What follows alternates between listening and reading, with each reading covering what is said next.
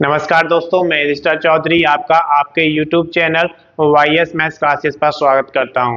दोस्तों, आज इस वीडियो में हम लेकर आए हैं कि आरआरबी एनटीपीसी ने ग्रेजुएट लेवल के लिए रिक्रूटमेंट निकाला है, जिसका ऑनलाइन एप्लीकेशन कब से शुरू होगा, आवेदन शुल्क आपका कब तक फिल करना है, कितना एप्लीकेशन फीस आपको देना है, सारा कुछ इस वीडियो में डिस्कस करेंगे। अगर अभी तक आपने चैनल को सब्सक्राइब नहीं किया, सब्सक्राइब करें, वीडियो को लाइक करें और ज़्यादा से ज़्यादा शेयर करें ताकि ये वीडियो उन सभी दोस्तों के पास पहुंचे जो आरआरबी एनटीपीसी में ग्रेजुएट लेवल का फॉर्म फिल करना चाहते हैं। तो आइए सबसे पहले बात करते हैं इसके ऑनलाइन एप्लीकेशन की।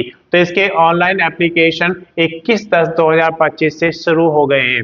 अंतिम तिथि की अगर हम बात करते हैं तो 20/11/2025 दिया गया है, यानी कि 20/11/2025 तक आप इसका ऑनलाइन एप्लीकेशन जमा करा सकते हैं।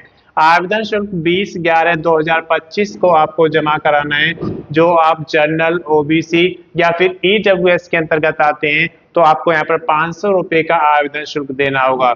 और अगर आप SC, ST या फिर किसी भी कैटेगरी की महिला कैंडिडेट हैं तो आपको 250 रुपये यानी कि 250 रुपये का एप्लीकेशन फीस जमा कराना होगा।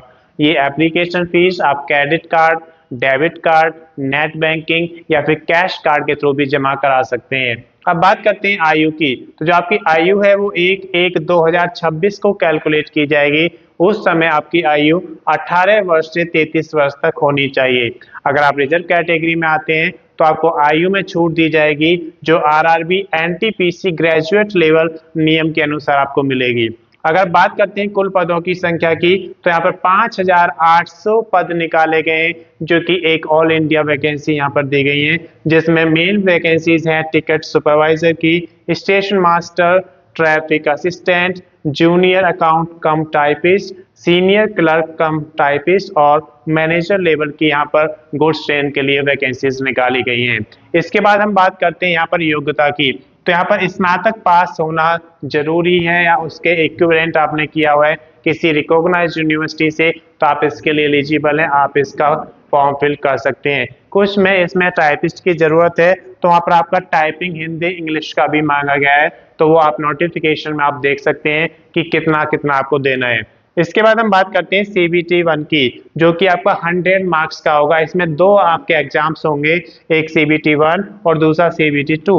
अगर CBT 1 की बात करते हैं तो इसमें जनरल अवेयरनेस 40 मार्क्स की होगी, मैथमेटिक्स 30 मार्क्स का होगा और रीजनिंग भी 30 मार्क्स की होगी। तो इसका जो टाइम ड्यूरेशन होगा 1.5 घंटे यानी कि 90 मिनट का होगा और इसमें जो नेगेटिव मार्किंग होगी 1/3 की होगी। तो ये ईच क्वेश्चन यहाँ पर 1 मार्क्स का होता है।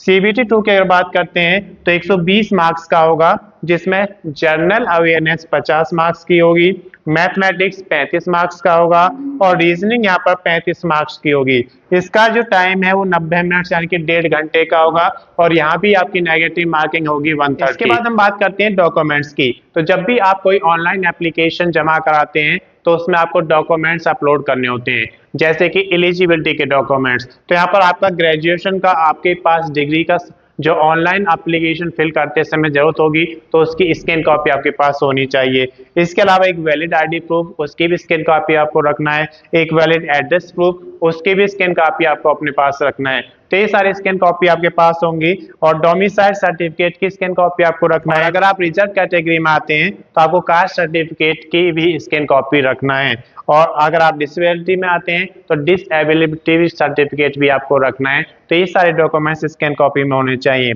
अब बात करते हैं सिग्नेचर की। तो आप एक पेज पर सिग्नेचर करेंगे और उसको भी आपको स्कैन कॉपी में रखना है। फोटो, A4 साइज फोटो को स्कैन कॉपी में रखना है। तो ये सारे डॉक्यूमेंट्स आपके पास स्कैन कॉपी में होने चाहिए। जब आप ऑनलाइन एप्लीकेशन जमा कराते हैं तो पहले आप बेसिक डिटेल्स फिल करते हैं, फिर उसमें आप डॉक्यूमेंट्स अपलोड करते हैं, उसके बाद सिग्नेचर और फोटो अपलोड करते हैं। जब ये सारी चीज़ें अपलोड हो जाएंगी तो आप उसका प्रीव्यू चेक करेंगे और प्रीव्यू चेक करने के बाद अगर आपको लगता है कि सारी डिटेल्स आपने सही भरी हैं तो आप उसका फाइनल सबमिशन कर देंगे और फाइनल सबमिशन के बाद आप उसका प्रिंट आउट जरूर निकालेंगे ताकि आपके पास एक रिकॉर्ड रहे कि इस भर्ती में कौन कौन से डॉक्यूमेंट्स आपने अपलोड किए हैं, कौन कौन से डॉक्यूमेंट्स आपको इस भर्ती में आगे रखना है। अगर इसकी अधिक जानकारी आपको लेना है तो उसके लिए आप आरआरबी एनटीपीसी ग्रेजुएट लेवल के लिए जो रिक्रूटमेंट 2025 है उसका ऑफिशियल नोटिफिकेशन पढ़ेंगे तो आपको संपूर्ण जानकारी मिल जाएगी। मैं समझता हूं कि इस वीडियो के माध्यम से आपको आरआरबी एनटीपीसी ग्रेजुएट लेवल के लिए संपूर्ण जानकारी मिल गई होगी। अगर अभी तक आपने चैनल को सब्सक्राइब नहीं किया, सब्सक्राइब करें, वीडियो को लाइक करें और ज़्यादा से ज़्यादा शेयर करें ताकि ये वीडियो उन सभी दोस्तों के पास पहुंचे जो आरआरबी एनटीपीसी में ग्रेजुएट लेवल का फॉर्म फिल करना चाहते हैं।